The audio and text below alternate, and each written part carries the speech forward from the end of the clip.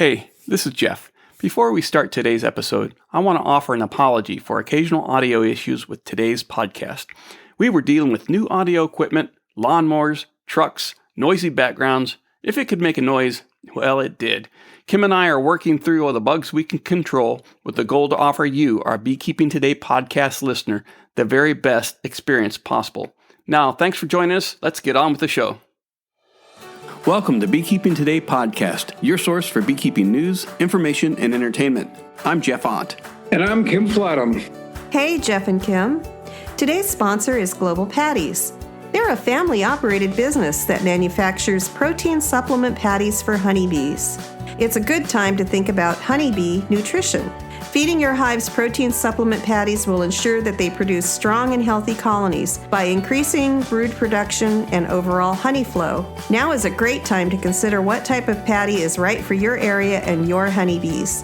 Global offers a variety of standard patties as well as custom patties to meet your needs. No matter where you are, Global is ready to serve you out of their manufacturing plants in Airdrie, Alberta, and in Butte, Montana, or from distribution depots across the continent. Visit them today at www.globalpatties.com. Well, we definitely want to thank Global Patties for their support of today's episode. Well, I can't believe September's already behind us. It's been a busy month full of honey harvests and treatments and, well, just getting ready for the fall and winter. And some of us been doing a lot of travel. Well, one of us has been doing a lot of travel. Kim, where have you been? Yeah, a bunch of places. The good place, though, was the trip to Connecticut and the Backyard Beekeepers. Got to visit a bunch of old friends and spent some time with Marina, my co-author on The Honey Connoisseur, and got to spend some time with the people that run White Flower Farm out there, where I used to work 30-some years ago. So that was a good trip. It was long, but it was a good trip, and I'm glad to be back. And now it's deadline time, and I've got this event coming up with the history of American beekeeping, and I'm just going to take off some time and sit here and chat with you for a while. Well, I can't think of a better way for you to spend your time than being here on the Beekeeping Today podcast. Well, I was getting ready for today's show and came across this audio postcard from Peter Nelson. Peter Nelson, as you may recall, was on our show in March, episode 22, season 1, and he's been out and about promoting his movie, The Pollinators. What a fantastic film. Well, Peter left us this audio postcard, and let's give it a listen to now. Hey, Jeff and Kim, it's Peter Nelson from The Pollinators documentary film. I wanted to send you an audio postcard from our travels with the film. We're up in gorgeous Vancouver, British Columbia right now at the Vancouver International Film Festival. We had one screening the other day, which was wonderful, with a very good audience of smart people who are really interested in bees and our food system. So the Q&As at these film festivals have been so much fun for us, and we have our second screening a little bit later on today.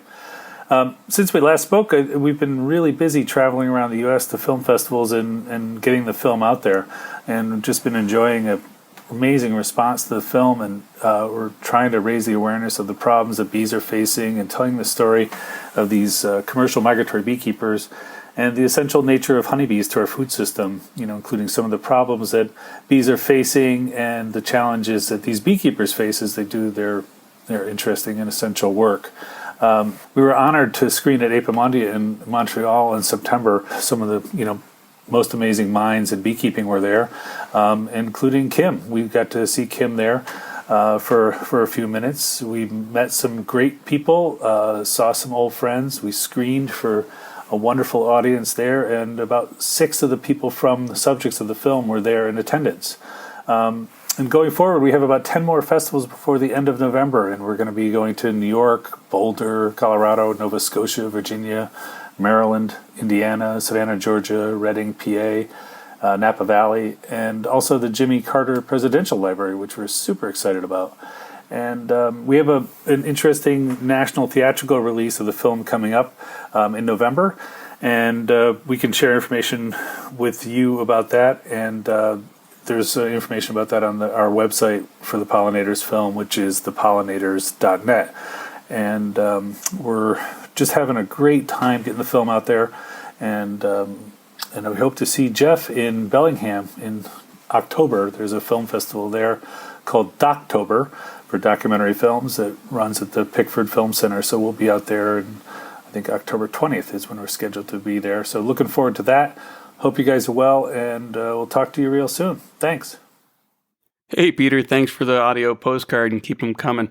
And we encourage everyone to go take a look at The Pollinators, the movie. It's thepollinators.net if you want to find it online to find out a showing near you.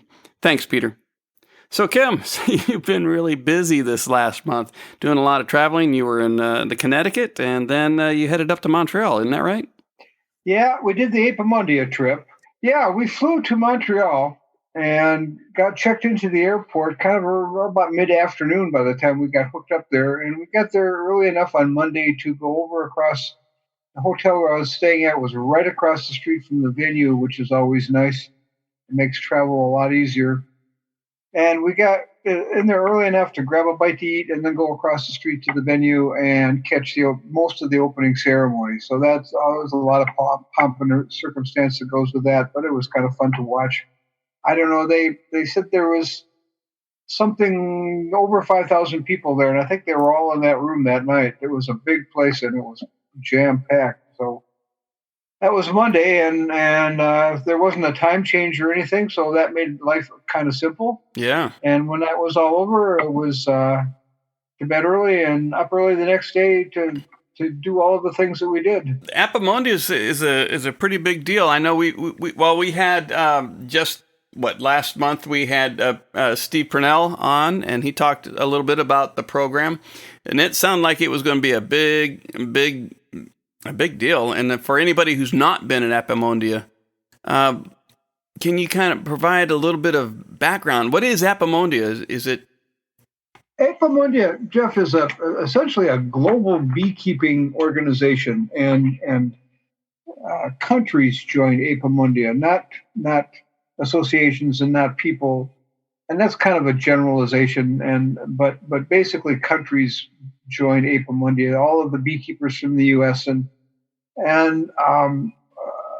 because there isn't a U.S. beekeeping organization, the big groups belong, like the Federation and honey producers and those. That's how we do it in this country. But most other countries in the world, there's the the Chile Beekeeping Association, and Chile as a country joins.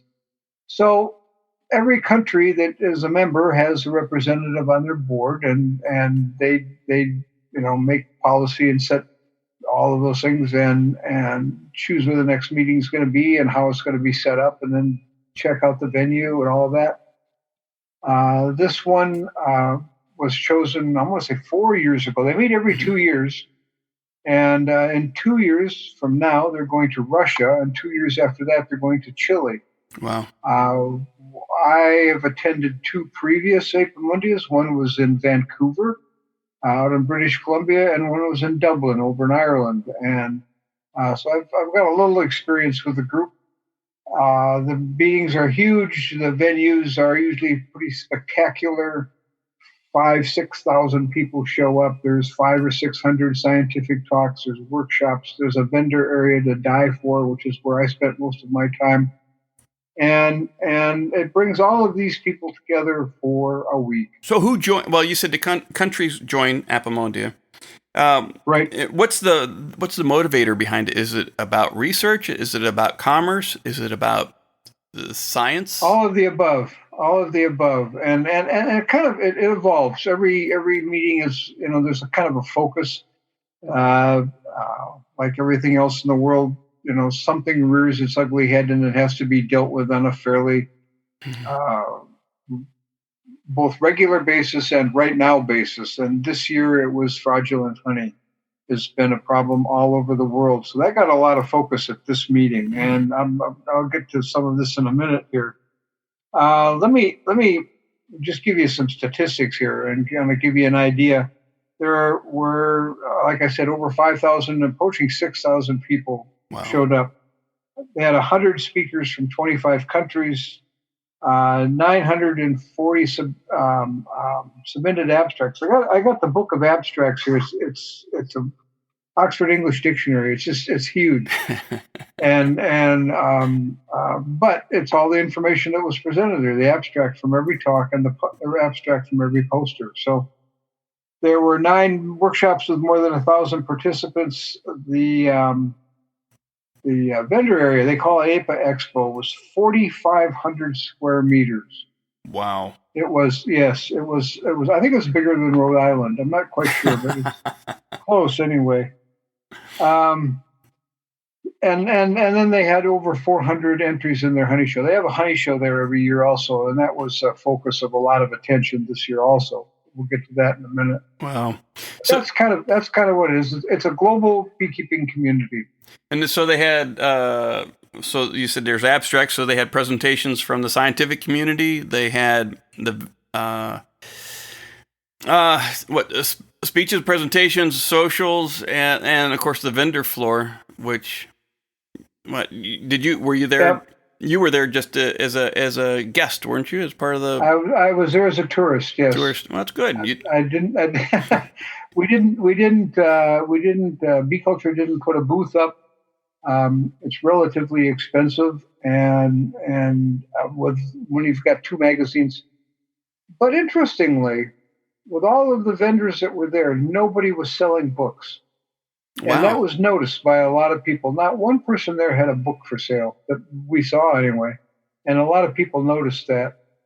So we just went and got to go where we wanted and do what we wanted when we wanted to do it. And so we spent a lot of time talking to the people that were exhibitors there. And you did some of the Facebook Live interviews as well. Yes, we did. We did a couple of, we did 3 of them. We did one of the opening ceremony, and then we did a couple of them on the vendor floor talking about some of the vendors that we knew and didn't know and wanted to find out more about. So that's always, when I do that, and we try to do it every time we go to a main conference, I try to talk to somebody I've never heard of, never seen, and don't know anything about, because that way I'm as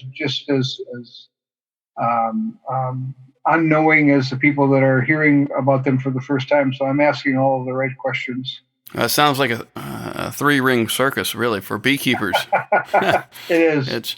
And I would imagine that all the different languages spoken and accents and everything, it really gave it a world flavor.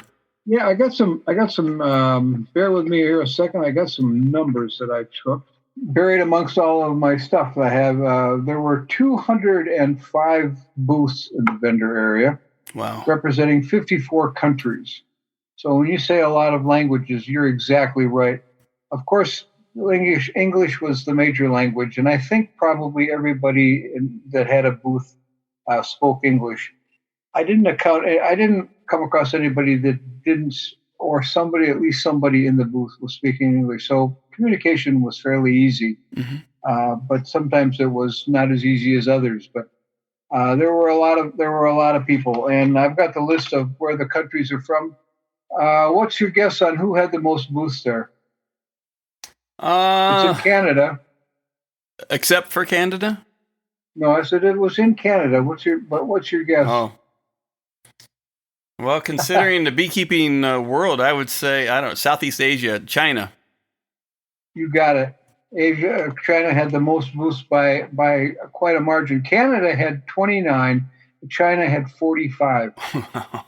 out of 205 booths, China had 45. So that's a quarter of the booths. Wow. Just about. And a lot of them were, would you like to taste our honey?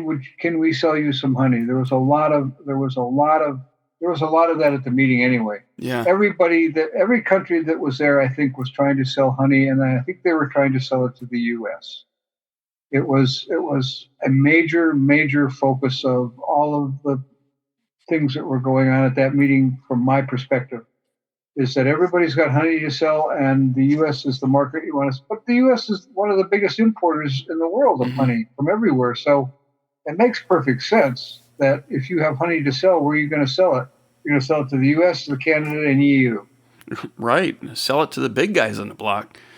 It really sounds like there was enough going on that it would make anyone's head spin. Yeah. Well, anyways, there's a lot of activity in the vendor floor area. What did you see that is new and what's been updated, and what will be the big items in next year's bee supply catalog? So, what's new? Well, let me back up a half a step and kind of I mentioned the fact that a lot of the focus in the vendor area was on selling honey. Yeah. But there were two other groups of people that there were a lot of, and I guess one of the ways to generalize it was there were a lot of people there selling bee food, bee feed. No, bee feed. And a lot of it, a lot of it was there's a lot of new, a lot of reformulated, and a lot of similar protein feeds being fed, stuff you made patties out of. Mm-hmm. The stuff that is newer, not new, but newer, of course, are the probiotics. Mm. And there's a science I don't know enough about that I'm going to have to learn, but there were enough people there that had some form of probiotics that they were selling that made me sit up and notice what was going on. And they will tell you that probiotics are not a do-all, end-all for problems with bees. They are what probiotics are doing for bees when you feed them to your colonies is that they enhance what the bees already have. If you have a colony that's been challenged with pesticides or fungicides or viruses from from Varroa infestation, all of those. One of the things that they really do a lot of damage to are the probiotics and digestion and the bee's gut. And there are several organisms that live in a bee's gut that they need all three of them, and without them, they aren't able to eat at all, or eat or digest or use all of the nutrients that they're exposed to. So probiotics are supposed to be enhancing that, helping the immune system fight off all of these other problems. So that's much like the probiotics that we see on our own grocery shelves, the yogurts and the supplements, and for the same reasons. Yep. I wonder if it's the same probiotics. I imagine have you heard of lactobacillus? And that's to me, I've heard of that in human use. Mm-hmm. And it's common enough in a lot of organisms that I think it's probably a standard in most diets. And that's what one of them was. That was one of the compounds interesting among many that a lot of these people were selling. I think if we can take a second here, and from the Facebook Live recording that we did, I talked to the people at Strong Microbials, and they're just one of the people that were there, but they explained it quite well. Here's a blip from that if you want to catch this, and they certainly explain it better than I do. We are at the booth of Strong Microbials, and I'm going to let the people who run this organization introduce themselves. My name is Slava Strogolov. I am the CEO of Strong Microbials. And my name is Vera Strogolova. We've been married for 9 years. I'm the Chief Technology Officer. I'm the scientist and technology and quality expert at Strong Microbials. Yes. So tell us about Strong Microbials. What do you do? Why are you here? We manufacture microbial products for agricultural applications. And we are here because we have a probiotic product for honeybees. Yes, so we make all kinds of microbial products, probiotics for different animals, for chickens, for bees as well. And so the honeybee probiotic is really helping the bees to be to use less antibiotics and to overcome nosema and other infections. So we're here to present both science and to present this product to the distributors and beekeepers. Well, microbial seems to be a buzzword, if you'll pardon the expression, lately for a lot of them. And I wasn't aware that you were dealing with other animals besides bees. So a lot of animals are benefiting from the products that you're producing. That is correct. Yes, we've started by making products for the dairy industry, actually, for silage inoculants. Originally, we are both scientists, so we originally came from the animal industry. But when we started our company, we had beekeepers reach out to us with Sick bees. desires and sick bees Yeah. and saying like, well, how can we help them?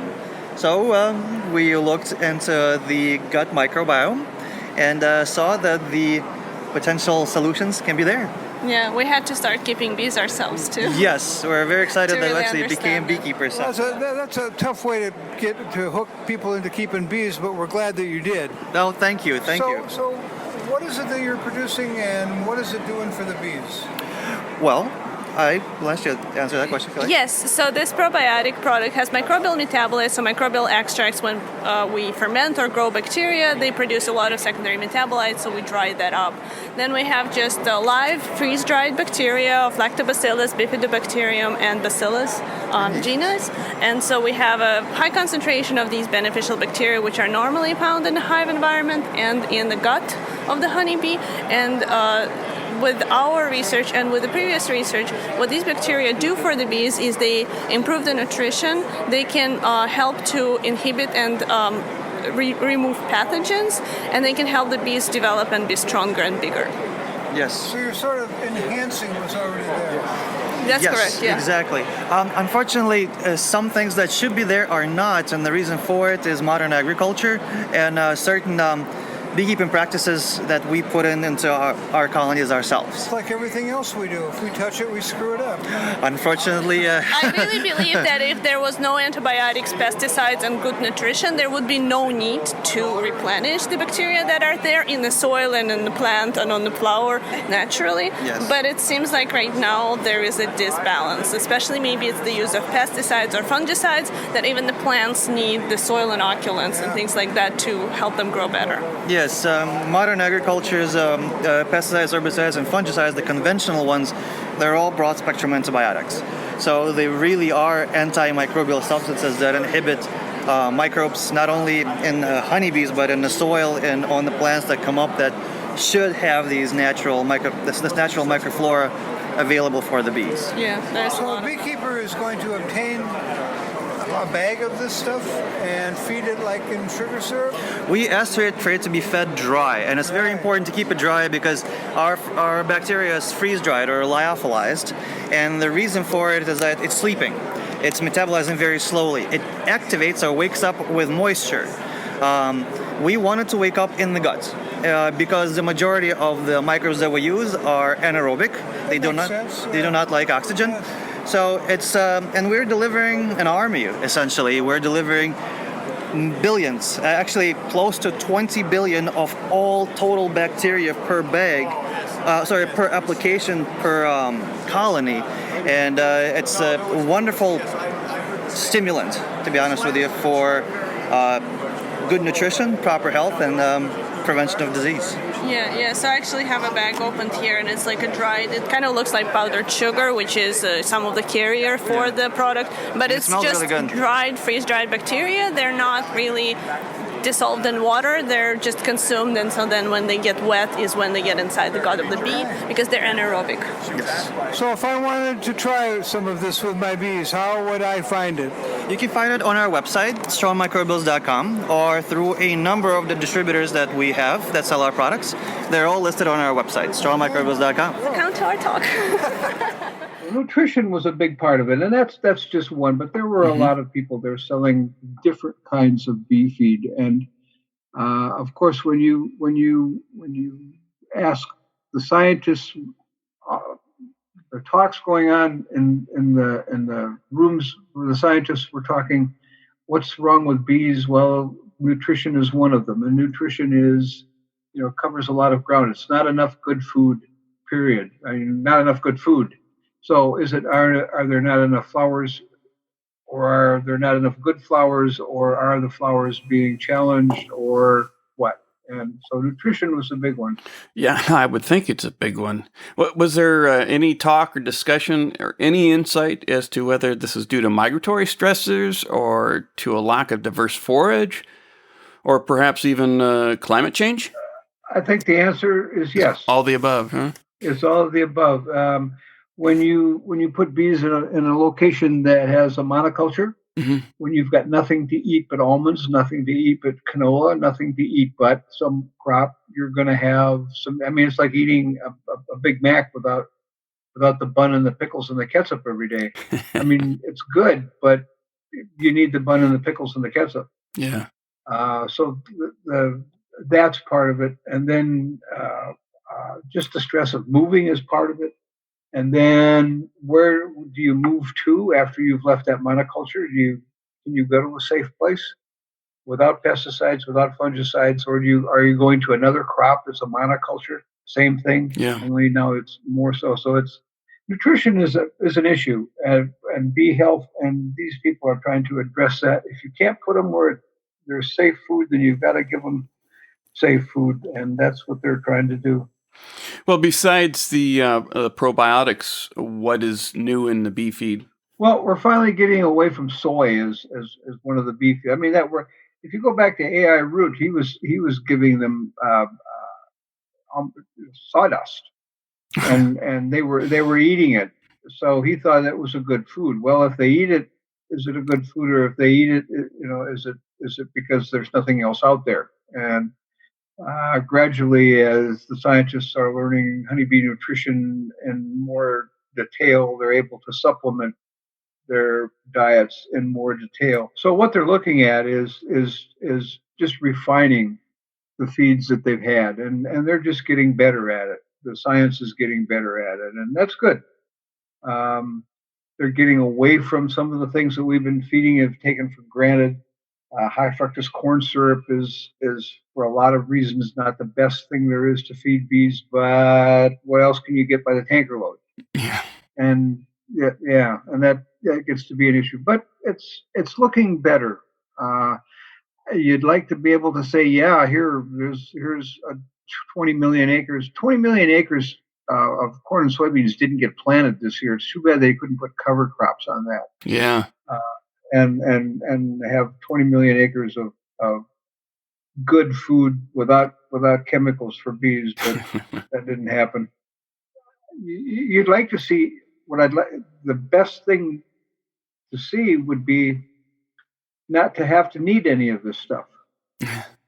I'd like to see them all not be needed because there's enough good food for every bee in the bunch out there, but because there isn't, all of these things are being tested and tried, and what works and what doesn't work and what works better, and yeah, it's a interesting show. Definitely. You mentioned at the top everyone's trying to sell to America, and that China had the most number of booths there on the vendor floor. So what are you seeing? Any changes to the honey market, to what people are doing, how they're selling?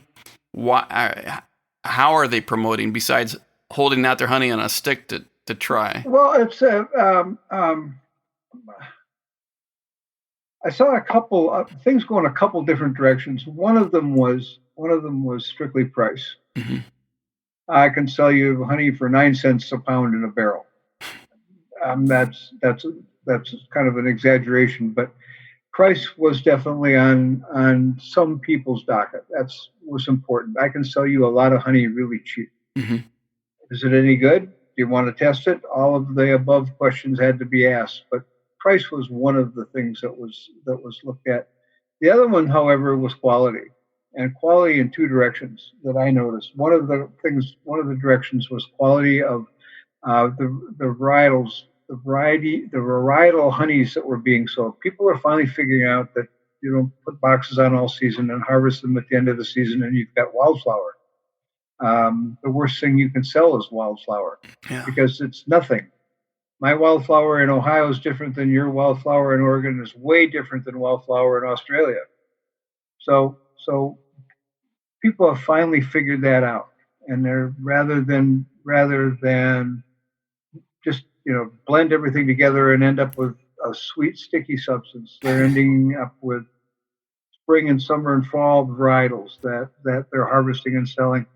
Their price is going up because their labor is going up, but their labor isn't as much as ours, so they're still able to sell it cheaper than we can sell it. But at least the quality is being looked at in terms of that. Mm-hmm. So I can go now to a market depending on what part of the world I want to go to, and I can buy a varietal honey that you can't get in the U.S. or that you can get in the U.S., but I can get you more of it, depending on how you want to look at it. So the other way that the quality is going up, and this was the talk of the town at this meeting, was the people who entered the honey show had to send their honey to Germany in July. Wow. And there it was tested.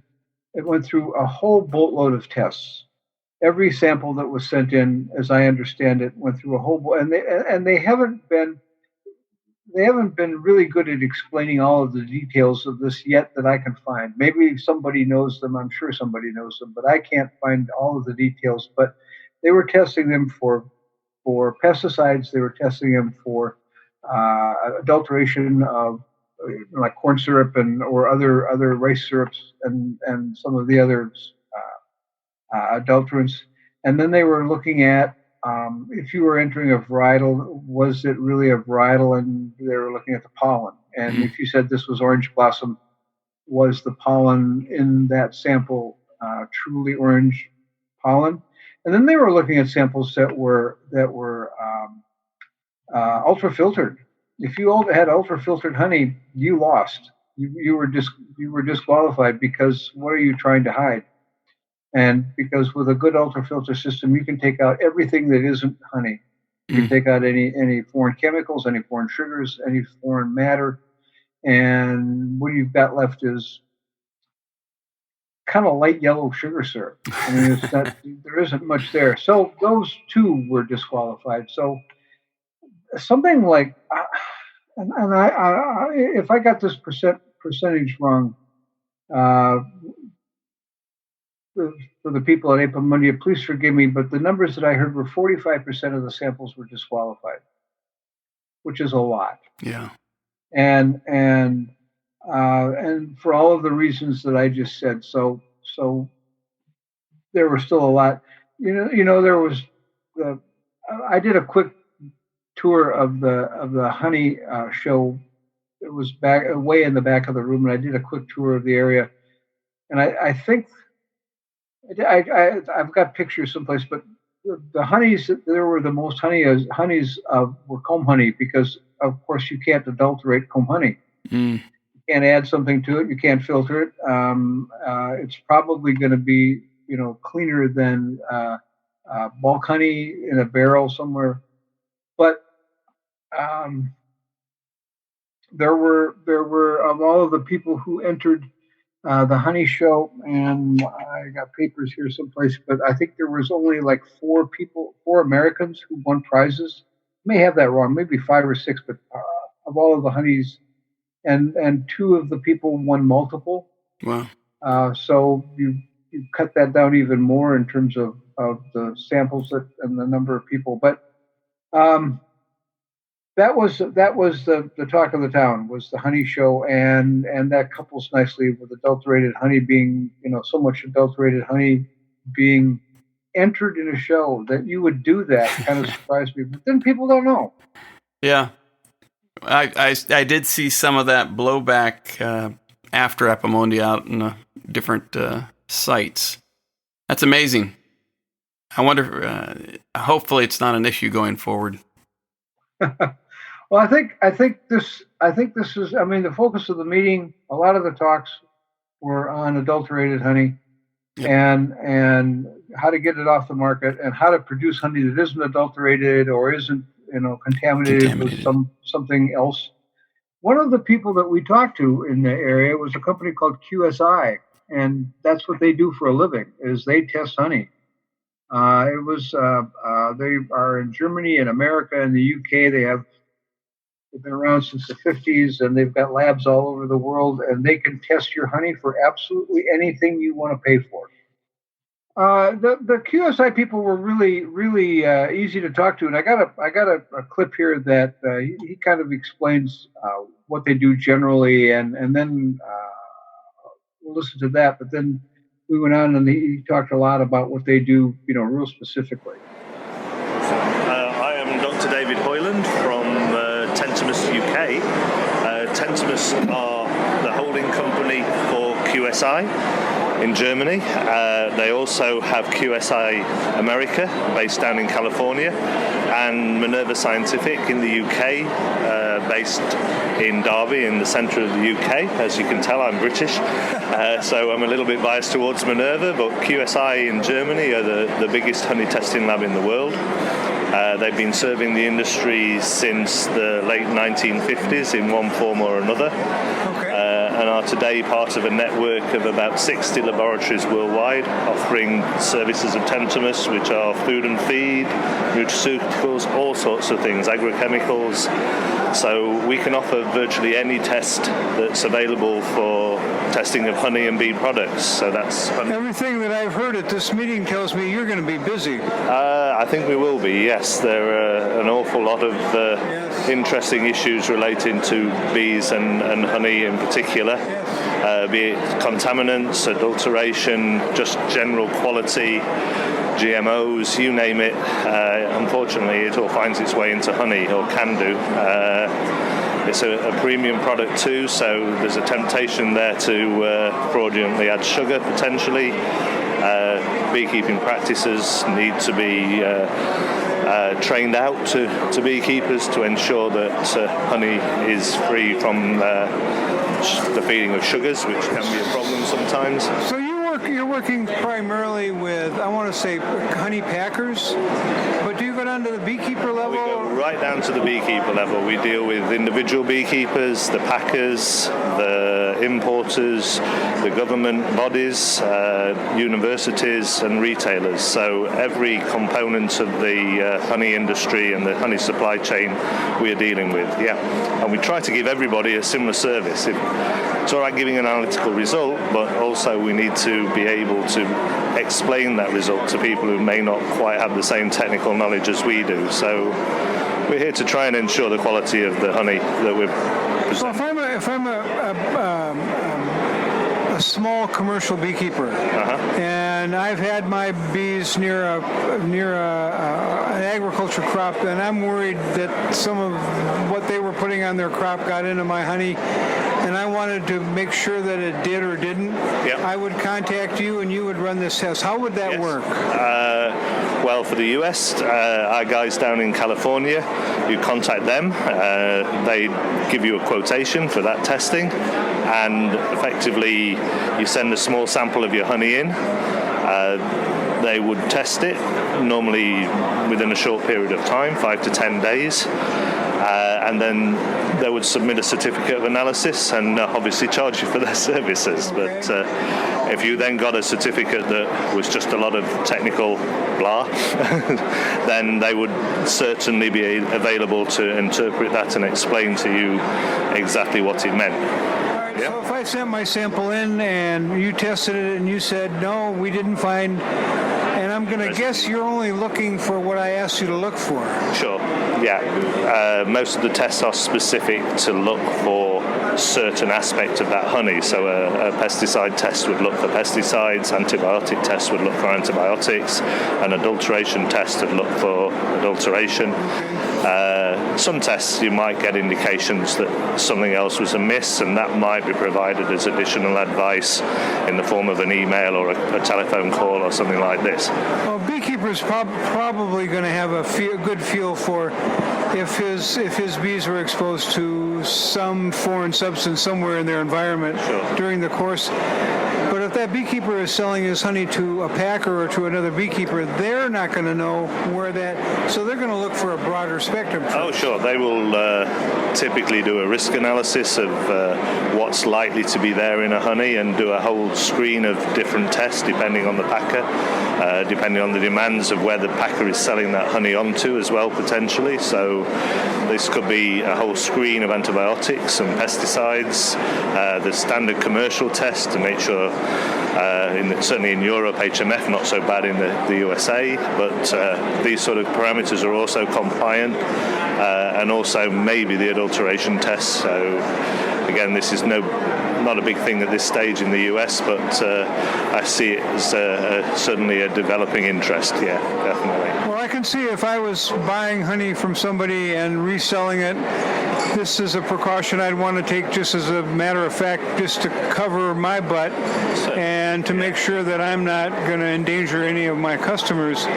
And from a beekeeper's perspective, they pretty much anymore going forward after this meeting, after the information was presented at this meeting going forward, I'm going to guess that they're going to go, I need to know that my honey's safe. Yeah. You need the assurance of this testing is important for your assurance and to be able to then assure whoever you're supplying your honey to.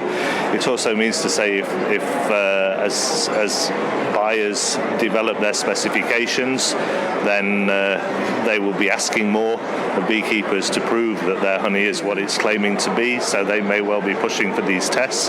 Obviously it's an on-cost, but a necessary on-cost to show that your product is good compared to maybe a competitor's or another area where the product may not be quite so good or they can't provide that compliance. Yeah. So if you're a backyard beekeeper and you want your honey tested, they can do that. What percentage of pollen is required in a honey to say that I want to say that it is orange blossom honey? Is that 20% the pollen orange, or is it 50%, 100%?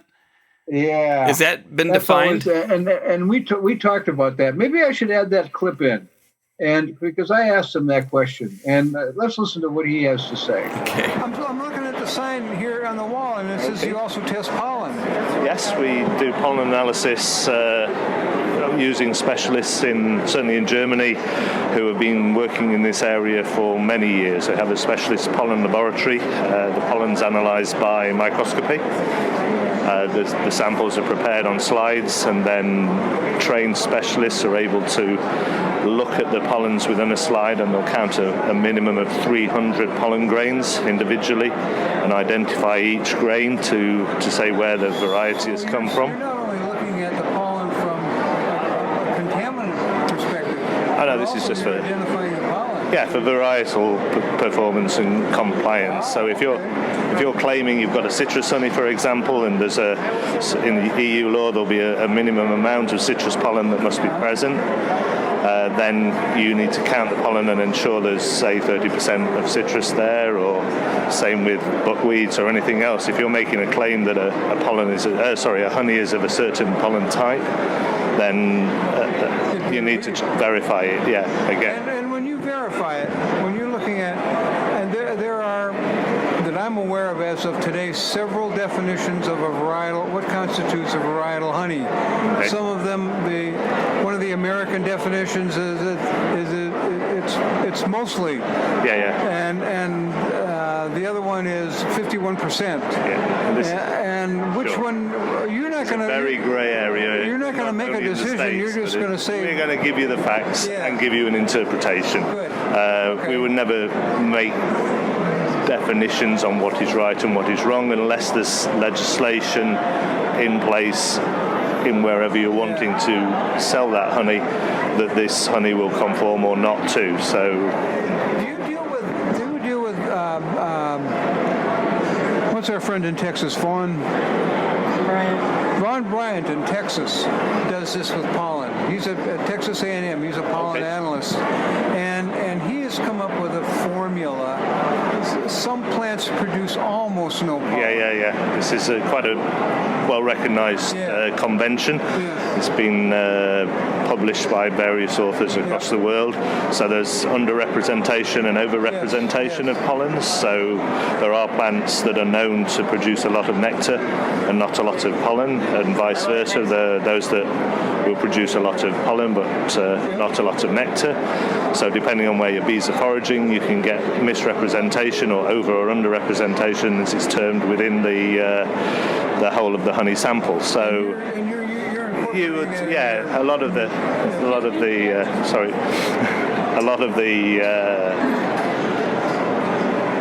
requirements take this into account.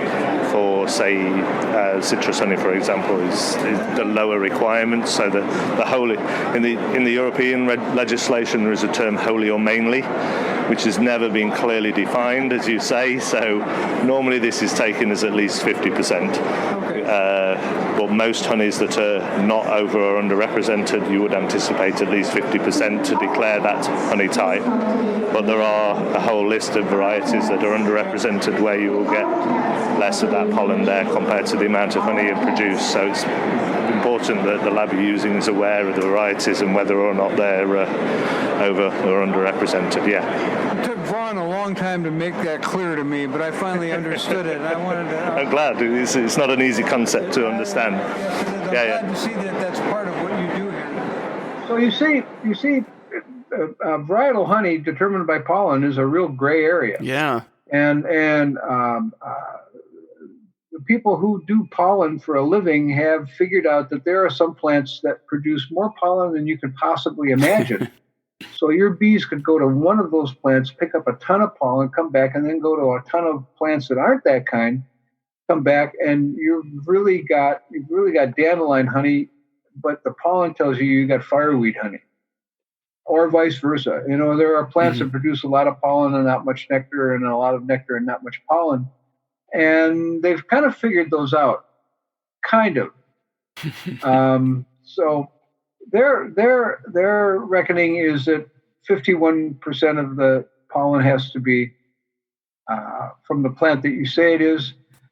The other big group in Europe says it has to be the pollen has to be primarily from the source that you says it, and how measure primarily. I was going to say that sounds like 51%. That's well, the majority is. But here's the thing: you could have 10 different pollens in there. 30% of it could be one kind, and the other 70% of it could be 20 kinds. So is it primarily that 30% pollen? I hate these math tests. So therein lies here. So to answer your question, it's a gray area, but they'll test it for you, and they won't decide. Yeah. They'll let you decide. They'll say, okay, there's 40% of this and 60% of that, and you call it whatever you want. They don't get into that argument, but I asked that question for that very reason. Sounds like a great show for the future is discussion of the pollens in honey and determining honey types. I got just a person for you, Jeff. Ron Bryant down at Texas A&M. Fantastic. That's exactly what he does for a living, and I've been working with him for a number of years. Several articles in bee culture have been produced by him. He'll give you the same story about what variety of honey is this when you take a look at the percentage of pollen. And he's the one that taught me how to look at pollens and weigh them relative to the plant and how much pollen it produces. Wow. So we can look at that. I would like that. That would be a real interesting show. Well, it sounds like you had a great time there on the vendor floor, talking and learning all about the latest feeds and the new feeds and reformulated feeds, the probiotics, the new honey market, and quality control issues and testing remedies that they're using. So now, you had mentioned earlier, and this is the area I would have spent most of my time at, was the electronics and software and basically the gadget area of the beekeeping or the vendor floor. What can you tell me about that? Tell us, the listeners. Well, you're right. There were a lot of those people there, and those applications are flourishing and growing. And they are growing in all parts of the world. And of course, it's the things that you like to monitor. What's going on in your hive, in your backyard, weight, temperature, humidity. Has it been moved? Does it have GPS? What's the humidity? Anything that can affect or is affected by bee behavior can be measured somehow. And people are measuring it. And then what they're doing is they're comparing all of the data from your hive with data from 1,000, 10,000 other hives, and making some sort of assumptions. Artificial intelligence is real and part of this. Wow. The humidity drops and the weight drops and the weather, the temperature goes up and outside, and what does that mean? And they'll be able to tell you that, yes, you've got a problem, no, things are doing good, whatever. So there's a lot of those, and they're all similar. It's the applications cost a little more, cost a little less. The hardware is bigger, better, smaller, cheaper, however you want to look at it. The data that they're collecting is similar. The analysis is unfortunately, or fortunately, maybe, I'm not sure, weighed by how many people you've got that you can analyze. If you've got 400 beekeepers in one country and you're getting data from them, that tells you one thing. If you've got 10,000 beekeepers in 20 countries, that's telling you something else. Yeah. And it's just a matter of time before all of these are doing about the same thing. And they all are probably going to give some level of management capability improvement to every beekeeper that wants to go down that lane. You said the price was coming down. You thought they are. Some of the hardware that you're putting in those hives is almost not there. I have no idea. I'm not a tech person. I have no idea how those things work, but some of them are kind of big and clunky, but I'm sure they'll come down. Some of them are wafer thin and fit over the top of a hive or top of a frame, and you don't even know they're there. And that's the good thing and the bad thing about this is that, do you want one in every hive, or do you want one in every bee yard? Some of them are. Some of the programs work with your bee yard has to be within cell phone range, so it can talk to the world, the cloud, on a cell phone signal. Some of them have a broadcast system in a bee yard, just like those weather stations that you see that gather the weather in your bee yard, send it to the cloud, download it to your computer, and it's raining in southern Montana and you're sitting in Idaho. Yeah. And not to send a crew out for a couple days. So the technology from all manner of things in the world has been adapted at some level by all of these people have taken some parts of it and are making it work to the benefit of beekeepers. What was is anyone talking prices? I mean, for each gadget that you'd put in a hive, under a hive, on top of a hive, inside a frame, whatever, price per unit? I mean, if you had a yard, I mean, I could probably afford it, sort of, kind of. But if I had, 200 colonies, so the question is, would you have to put it in every colony or every other one, or the tall ones or the short ones, or? Check out our webpage for that pricing, which I heard a few times is that they want to sell you on what you get, not what it costs, and that makes sense. Yeah. If they can paint a picture that you just have to have this thing, then the cost, what's reasonable begins to change. So they were looking at what can we do and how well does it work and what do you have to do to make it happen. Mm-hmm. Well, to be honest, I don't have prices. Yeah. But every one of the web pages, all of these people have web pages, and yes, we'll ship it to you, and you spend more than $500 and the shipping's free, that sort of thing. Yeah. Well, if it's like everything else electronic, the price will be coming down, and stay tuned, right? If you can wait till next year, next year, do so, because you'll get something better for cheaper, for less money than if you went out and bought it today. Yeah, the other adaptation of technology that's going on is using some of that, and it's also using a lot of other data that it's collecting. And the kind of data that these people are collecting are essentially business decisions. And they're doing things like maps of where your bee yards are, and your employees are punching in and out for lunch remotely. The outfits that are using these have thousands of colonies and hundreds of bee yards, and they're not monitoring every hive, but they're monitoring every bee yard. And for them, that's working. It's how many hives are in this bee yard? How many hives in this bee yard did we treat? How much honey did we harvest from this bee yard? So it's mostly just apiary management software and employee tracking. And that somebody in an office is monitoring all of the crews in this operation.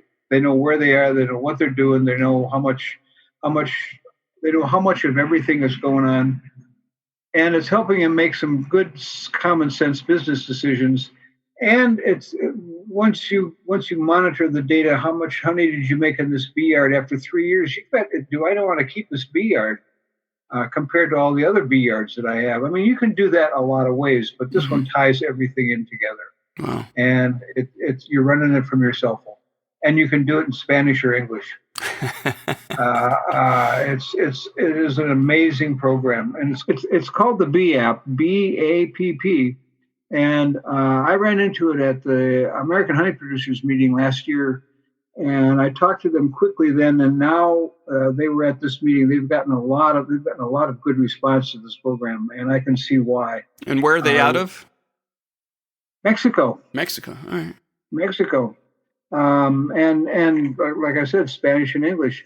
They are, and I say that carefully. I'm not sure that the company is based in Mexico, but it's down in the southwest part of the U.S. Okay. And they're using both Spanish and English because a lot of the people who work in commercial beekeeping outfits speak Spanish. Yeah. So immediately you've got a heads up on everybody that's English only. Yeah. In terms of application of what you're doing. They've got good GPS things on there. They've got you name it. It's a good business management program that it's not as science based, although it's very science as some of the other ones, like Hive Tracks perhaps. But then it balances your books for you, and it does Excel. Wow. And everything for the run the business that you would need. And I'm sure it covers both honey production and pollination and queen rearing and wow. There's a place to put data in for almost anything, for everything that I could ask about. There's a place to put data in, and I talked to them, and I'd love to share the clip with you that we had, but we had a lot of background noise, and it just didn't come through very well. You'd have too hard of a time understanding it. But beapp.com, take a look. Well, it sounds like it was a great experience, and I think it sounds like if anybody ever has a chance to visit Apimondia in the future, it would be well worth their time and money to go not only to the conferences but also walk around the vendor floor. I have to. It's not free by any stretch of the imagination. It's an expensive meeting to attend, and then you've got your hotel in a big city, which is not going to be cheap either. But because I'm the press and because I'm doing things like this, I got a press pass. So for me, it was less expensive, but not a lot less expensive. Yeah. But even if paying the full bill, it would have been worth every penny. One of the things that they have, just quick, Jeff, was that in the Honey Show, they have contests for beekeeping journals, beekeeping books, and you have to be there to enter those contests, whether there's honey or books. And we weren't positive we were going, so we didn't enter our journal this year. But the last time we went in Vancouver, we entered our journal and we won a gold medal. And I figured, why press that? I mean, you can go out on the top, right? Right. I like it. Well, it definitely sounds like a great time at Apimondia and something that everybody, if they ever get a chance to go to, they ought to. But at any beekeeping meeting, you always run into people. I hope that you ran into some of our former guests or friends of the podcast. Well, yeah. How many? That's the question. The Broodminder people were there, and we talked to them for quite a while. But I'll tell you, the one that was good was Sam Ramsey. Oh, very good. We had a chance to sit down and talk to Sammy, and you remember him talking about the fat body, and interestingly, the podcast that we were able to broadcast for him went a long way in helping him get funded for his next project. Fantastic. A lot of exposure and a lot of attention. And his next project is the game changer, and the next game changer in beekeeping. And he's studying over in Asia. He's studying Copiolopsis mite. And that is a way different animal. And he knows it. He knows enough about it. And everything he told me scared the hell out of me. Oh, wow. I'll be perfectly honest. It seems to be a scary beast. He's going to get a handle on it. We don't know anything about it. I don't even know what they look like. and so he's going to find out. So I'll tell you what, I made a recording. We sat down and chatted, and he talked about it for a little bit. You want to listen in? Let's do it. Sam, it's good to see you again. I know you're having a good time here at Apimondia, just like I am. But what have you been up to since we talked to you last? It is always great to see you, Kim. And since last we spoke, it has just been a whirlwind of travel, sir. So I've been everywhere. New Zealand, Thailand, all over the U.S. But my current project has me stationed in Thailand, working on better understanding this weird Tropolelaps parasite. So it's I mentioned it in the last podcast. Yeah. And instead of being a mention now, it's become the forefront of the work that I'm doing, or the primary element of the work that I'm doing. Tropolelaps is a very strange parasite in a number of ways. It was actually first described as a parasite of rats, and not a lot of people know that. And wow. Yeah, and it's probably because of the association of those rats with those bee colonies. But it seems like the mites may have even been jumping off onto these rats. Well, there is a species jumping a half. Mm-hmm. And I'm trying to figure out if potentially that transition from the bees to the rats may be the reason why those parasites are able to survive in the really cold areas where they don't keep brood going all year round. Yeah. So I've got a lot that I need to research. I've got 4 primary questions that I'm trying to answer with this project. How does Tropolelaps spread? What are the most effective ways that we can control the parasite? What exactly happens during the 10 days that it's under the cell capping? We don't really know exactly what's going on under there. And finally, I've been trying to figure out if we can actually raise this parasite in the lab off host. So some of the work that I was doing with Varroa, with rearing them, I'm going to be doing some of that with Tropolelaps as well. Well, Tropolelaps has always been the, oh my God, we're going to die mite. And I've been trying not to play that up too much because it can sound so much like fear-mongering, and I don't want to be that guy. However, Tropolelaps is a really weird mite. It is an odd organism in a number of ways, and some of the oddities of its life cycle and its biology make it a really adept parasite. They do a spectacular job at exploiting honeybees, specifically Apis mellifera. The rest of the honeybees have figured out ways to deal with it, but for some reason Apis mellifera is behind the 8 ball again. Yeah, okay. So when people freak out and they're like, this is the oh my God, we're all going to die mite. Tropolelaps, well, I don't want people to think that Tropolelaps is going to be the end of beekeeping forever. Beekeeping has been able to bounce back from a lot of issues, from the tracheal mites to Varroa mites to the different foul broods that have moved all over the world. But we don't want to turn our attention away from this organism and kind of rest on our laurels and believe that because we've always been able to bounce back, that this parasite will be no more problematic than anything else we've seen.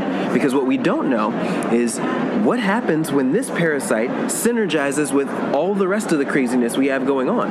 Our bees still haven't bounced back from the days of colony collapse disorder. We still have losses that are as high as when we were at the height of that issue. And we don't still have colony collapse disorder impacting large swaths of the United States, and yet we still have huge levels of loss. And it seems to me that rather than being the issue itself, colony collapse disorder was just the exclamation point at the end of a very long and disturbing sentence about how terrible our bees are. Interesting way to put it, yes. Mm-hmm. Well, I don't want to keep you. I know you're rushing off to someplace, but I'm glad that you stopped, and you're going to keep in touch with us over the next couple of years as this unfolds, and you're going to convince us that this isn't the end of the world? Well, one of the ways that I can convince you that this isn't the end of the world is by making sure we know as much about this parasite as possible, so that if it ever arrives in the West, and sometimes I say, well, you know what, to be conservative in this, I will say if it ever arrives in the U.S., what we need to be able to do, we need to know as much about it already so that when it arrives, we have measures in place that can control it or slow down its spread. Yep. So I am going to be popping in ever so often often to give you guys updates about things that I'm seeing in Thailand. I have to be careful about how I do that, because if you provide people with data, especially when it's recorded and it hasn't been fully analyzed yet, I understand. It can run all the way around the world before your analysis eventually does. And so I'll try to give you guys, I'll try to preface it with, this. I'll try to preface it and make sure it's very clear how stable that data is when I give it to you. But I'd love to give you guys some updates. Good. Well, whatever works, works. Always great to see you, Kim. Take care. Yeah, thank you. Well, that will not help me sleep well at night. I'm glad that there's people like Dr. Ramsey who are working on it today, and we're not waiting for that parasite to get on shore to wake us up. Wow. Yeah, it was an eye opener, and I got to tell you, right at the moment, I'm really glad it's him working on it, because he's young and he's ambitious and he's got insights the rest of us don't have, and I'm just going to get out of his way and let him solve all the problems. Yeah, I think I agree with you 100%. And just to remind folks, he did offer to send us occasional audio postcards, just like Peter Nelson did today. On occasion, to send us postcards to give us an update of what he's experiencing there in Thailand and his research, and a sneak peek at what's happening in his world. So those will be fun. I look forward to his first one, and then I also look forward to his last one when he's got the problem solved. Well, I'm glad you clarified that. Well, good. Anything else, Kim? It's been a big show on Apimondia 2019. Next one in 2021. I congratulate the people in Canada who pulled this off. They did a good job. I've talked to Steve Purnell since the meeting, and he survived and enjoyed it, and is looking to attending the next one, if not planning the next one. But it was a good meeting. They did a good job. I was impressed, and I think we learned a lot. Good. I'm glad you went. Well, that about wraps it up for this show. But before we go, I want to encourage our listeners to rate us 5 stars on Apple Podcasts or wherever you download and stream the show. Your vote helps other beekeepers find us quicker. Hey, Kim, did you know that you can ask Siri to listen to Beekeeping Today? That's true.